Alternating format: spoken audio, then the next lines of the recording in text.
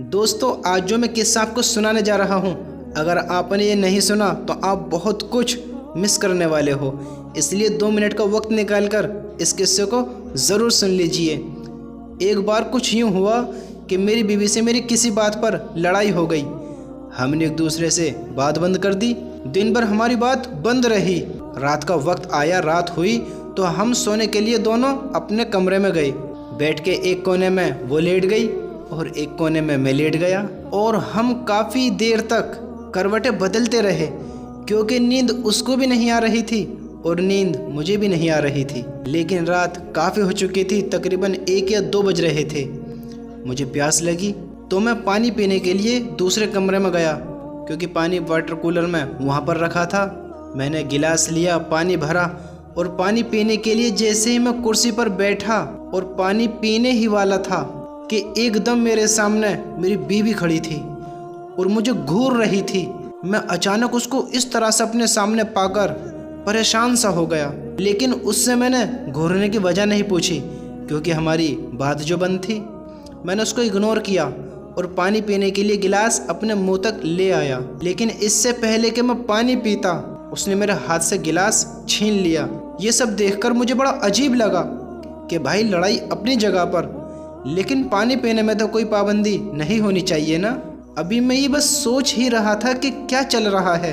इतने में मेरी बीवी ने मुझसे कहा कि देखिए जी, लड़ाई अपनी जगह है, लेकिन आप मुझसे मेरी खुशियाँ नहीं छीन सकते, मेरा सुकून नहीं छीन सकते। मैं और हैरान हो गया। मेरी हैरानगी में और ज़्यादा इजाफा हो गया कि भाई, मैंने कौन सी तुम्हारी खुशियाँ छीन ली, मैंने कौन सा तुम्हारा सुकून छीन लिया। बस हल्की फुल्की तू मैं हुई है, थोड़ा सा झगड़ा हुआ है और बस थोड़ी सी हम दोनों की बात बंद है। इसमें कौन सा सुकून छीनने और खुशियाँ छीन लेने वाली बात है।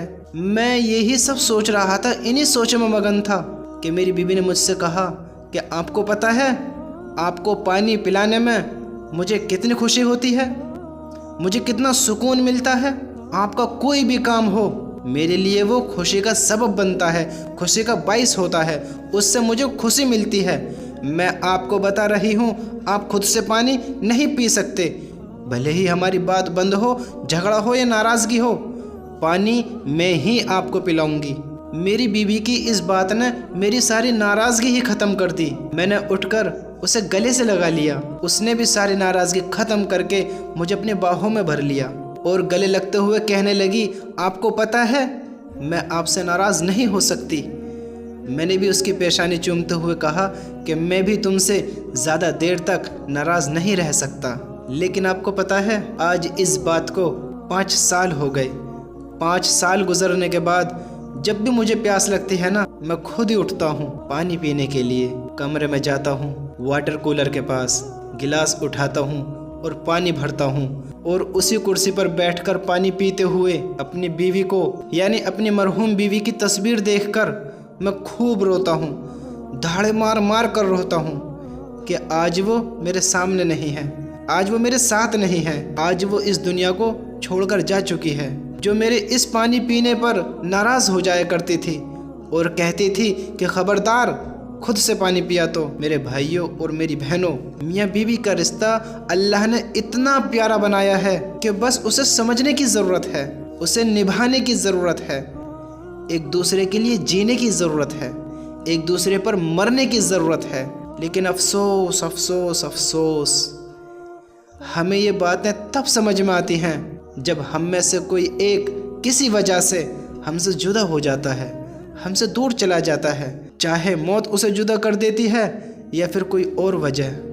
तब हमें यह एहसास होता है कि हमें एक दूसरे की कितनी ज़रूरत है। काश हम एक दूसरे को समझ लेते, काश हम एक दूसरे के लिए अपने हक़ को माफ़ कर देते, अपने जज्बात को पीछे रख देते और सामने वाले के जज्बात, उसकी फीलिंग को समझते, तो शायद हमारी ज़िंदगी खुशियों से भरी होती।